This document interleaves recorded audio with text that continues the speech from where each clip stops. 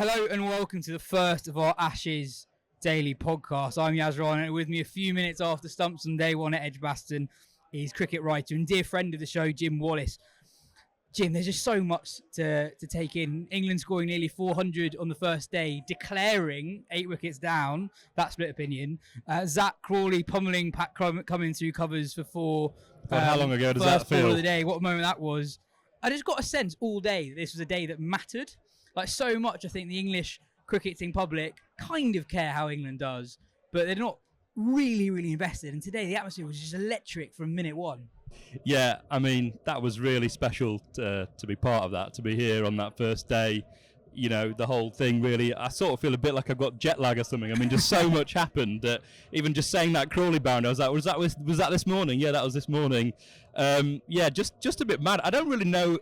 From what I gathered, so I've been on the Guardian's OBO coverage, there's a lot of split decision about the declaration, but also I just think people don't really know how to feel about it all. There's just so much has gone on, they don't really know how to process it. Yeah, I thought all day the speed of play was so quick. England were 240 for 5, I think, at tea, which is a pretty normal end of day score, and because of how quickly all of England's partnership started, every time England lost a wicket, you kind of felt, oh, England might be slightly behind the game here. But all of a sudden you felt, actually, maybe they're at parity, maybe they're slightly ahead. We'll get to kind of how we feel about the day overall towards the end. Going back to the beginning, Pat Cummins retreated extremely early with his fields. On the 15th ball of the game, there were 2 slips and 3 men on the boundary, and you can argue it both ways, really. I mean, I think the deep point played a part in the Duckett dismissal. That's the second time in 3 games that he's been caught in the cordon or by the keeper. Playing that shot with a man on the fence is just a much riskier shot for less reward, really. But when Crawley and Pope were in together, it felt like they could score at 5 runs and over in quite a risk-free way, actually. It was a really interesting first session because obviously you had all the intensity building up to that first ball, and then Crawley smashes it away, and we're all sort of chuckling away thinking, wow, what a start. And then Cummins brought his men back. It was sort of like baggy greens in Brownian motion. It was like the field was really spread. I heard Atherton on Sky commentary saying he thought that that was the Aussies blinking first, and they looked a bit spooked perhaps. Well, Ricky Ponting was quite critical of it on Sky as well. It's not the way that things are done, is it? But I mean, nothing is the way that things are done anymore. But it was certainly, and then it settled into this sort of period of England were picking off the singles and rotating the strike, and it all looked quite comfortable. All looked sort of like a mid overs ODI or something like that. And then lunch came. Australia probably would have been happy to have 3 wickets, and then that afternoon 2 sessions was just a bit bonko, really. I think the 2 moments of the game for me in terms of where the game might end up were the dismissals of Pope and Crawley. Yeah, I think so, because I mean, according to CricViz, the average lateral movement, so that's seam and swing, was 0.89 degrees. It doesn't mean much to me, but according to them, that is the lowest recorded on any day of Test cricket in England since records began in 2006. Okay. And as such, I think part of the declaration, might be an acknowledgement that even if Root and Robinson put on an extra 30-40 runs, that's probably still below par, and England's best route to win the game was taking a couple of early wickets tonight. And even though they didn't do that, I don't think that's necessarily the wrong decision. I mean, so go back to those 2 moments, because I thought Crawley and Pope were batting really well. Yeah. The ball from line to get rid of Pope does him with a slightly quicker, slightly flatter ball. And the ball from Boland, who England got on top of after lunch, to get Crawley was such a good ball, kind of popped from nowhere. I think the real test for England tomorrow will be, can they produce those kind of moments where it's really flat, the ball's not doing much? Can they prize out wickets when the pitch isn't doing that much? Because I think those are the 2 moments that kind of shifted. England were always playing catch-up, even with that partnership with Bairstow late in the day. Between Root and Bairstow, I think they were always playing catch-up after those 2 wickets. And I think that's the interesting thing, is that we don't really know, obviously, but it could be that we'll look back on this declaration as something inspired, or it could be like, wow, remember when we did that, and England did that rather, and remain impartial. Stokes did that, and Steve Smith and Labuschagne, and they bat for 2 days, and we're coming out the other side sort of feeling a bit sort of broken and beaten. But it was certainly, it felt like the ebb and flow of it. Both sides were sort of grappling with each other. There was a couple of wickets with Stokes and who was it? Stokes and someone and Brook. Brook's dismissal. Bizarre. Yeah. Fell in a clump, and then there was partnerships, and there was sixers, and there was Joe Root batting like a proper test innings in amongst it all, but also playing reverse ramps off Pat Cummins for 6. So it was just a lot to process. Yeah, I think if England lose a test match, it's not because of the declaration. I think this pitch reminds me of maybe the Trent Bridge pitch last year, where New Zealand scored 500 in the first innings. England responded with 500, but because of the pace England batted with, they were able to force a result despite those 2 really high scores. I think if England win this game, a really interesting stat I found today was that in the last 10 years, Australia haven't been bowled out for a score of between 310 and 480 against England. Okay. So base in England. How'd you find this stuff? So when the pitch is flat, they basically really make hay. Yeah. Whereas when it's doing a bit, they tend not to make 350-ish scores.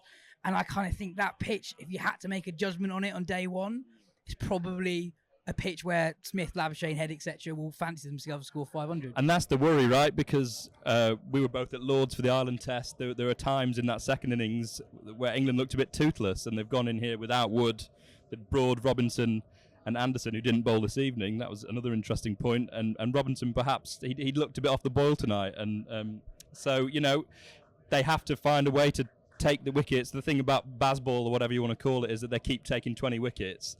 It'll be a real test on that flat featherbed. It was to get 20 wickets in this match. I mean, it'll be certainly a one to keep an eye on, because we might be watching a lot of what's the old Smith's testicles, wallet and watch. A lot of that, and a lot of Marnus and Travis Head and their batting lineup. So it feels like everyone's smiling and happy, but there's just something at the back of my mind sort of nagging, saying, enjoy today, because it might be a long couple of days. I mean, it's interesting you said that we're all smiling. Rory Dollard of the PA, when we were talking about the declaration after it happened, he said, it summed up really well. He said, look at our faces, we're all smiling. Yeah. And I think that is actually important. It was it was a thing that, the energy around the place, had Broad got Warner early, this place would have gone crazy. Yeah, it would have gone nuts. You can't judge the decision purely on the fact that Broad didn't get Warner. But I think they do, though, don't they? They're like, wouldn't it be great if we got 2 tonight? Exactly. And, my phone, my brother was saying, we're going to get 3 wickets tonight, and this is going to be amazing. And then on the other end of the spectrum, my cynical mate Tom was like, that declaration is the most shamefully, try hard thing I've ever seen in my life watching cricket. So, personally, I did get it. I think I would have batted for another 10 minutes or so, because you would have still got that crack with a new ball.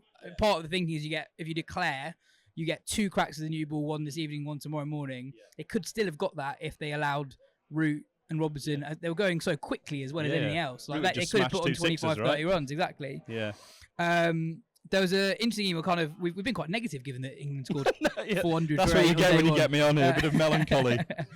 We've got an email. Sad dads. We got an email from Hugh who said, I've been a little bit amused by all the Bazball doom-mongering, but something worth highlighting are Boland's figures thus far. He's going over 5.5 and over, and hasn't looked anywhere near as threatening as he did at the Kia Oval in the World Test Championship final. This should be a textbook example of Bazball, how England approach tests now. They're not just going to let a relentless metronomic bowler dictate them. They're going to land some blows and try and put him off his line length, thus also creating more conventional scoring opportunity. It's a good point. Boland was going at 1.5, 2s in the World Test final. And England, particularly after the lunch, you could sense they made a decision that actually, we're going to move our feet. We're going to unsettle him. And it worked, to be honest. That's the only time I've seen Scott Boland look at all unsettled as a Test cricketer. And a lot of the noise, obviously, leading up to it is, Boland's going to sort England out. There's something in the magazine the other week that Tim Key wrote. He was basically like a tongue-in-cheek thing, saying it feels like sometime somewhere Scott Boland's always taking 9 for 16.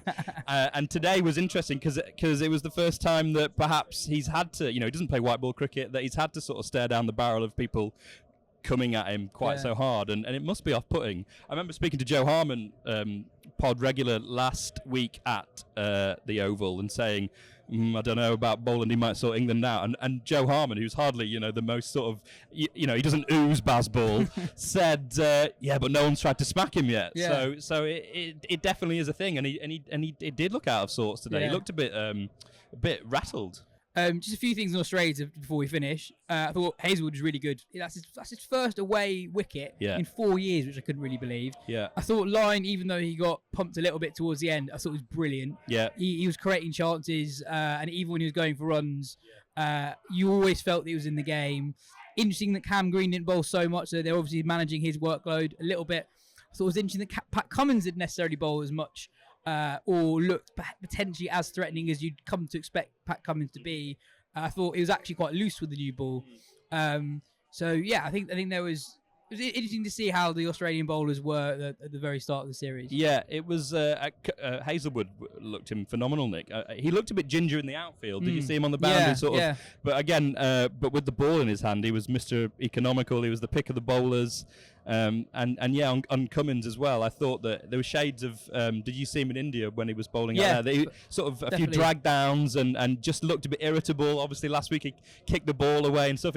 Maybe that's a pressure thing. Maybe he's just not in good rhythm. But yeah, it was noticeable that the Aussies weren't quite as on it today as they were perhaps last week at the Oval. I think it's finally just worth reiterating. We're getting more positive now, aren't we? What a crazily good day of cricket that was. There's so much packed into it, and I would say Australia are marginally on top, but at the end of the day, another test to compare this to would be the first test in 2015 at Cardiff, where Joe Root also scored 100.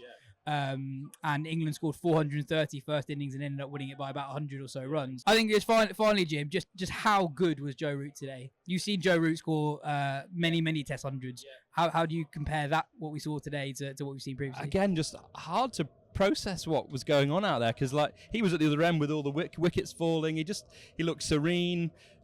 His driving, his footwork was crisp as ever. So it was like a proper Joe Root test innings. There was nothing out of the ordinary until the afternoon when he started getting his reverse ramp out. And it's not even really a ramp, it's sort of a lift scoop. It's a percentage option. Stair lift. And he's doing it to Pat Cummins, and he's doing it, and it's flying away deep into the crowd for 6. It's just like, and that, what I thought was lovely is that at the start of this whole thing, this mad experiment, Root was sort of saying, I'm not really sure how I fit into this side. And everyone was just saying, well, you just bat like Joe Root and we'll just bat around you. And that's exactly what happened today. He held it all together, take his runs out of that, and that's, we're maybe a bit more downtrodden than perhaps we've alluded to being. But he's really meant that it's honours even and, an exciting start to the Test match. Yeah, just dead chuff for him, really. I think you're right. Honours even. If England get a couple of wickets early tomorrow, it suddenly feels completely different. And the ball is still very, very much brand new and hard. Well, Jim, thanks for joining me on what has been an incredibly entertaining first day of the 2023 Men's Ashes. If the rest of the series is anything as entertaining as it was today, we're in for one hell of a treat. I'll have gone grey or...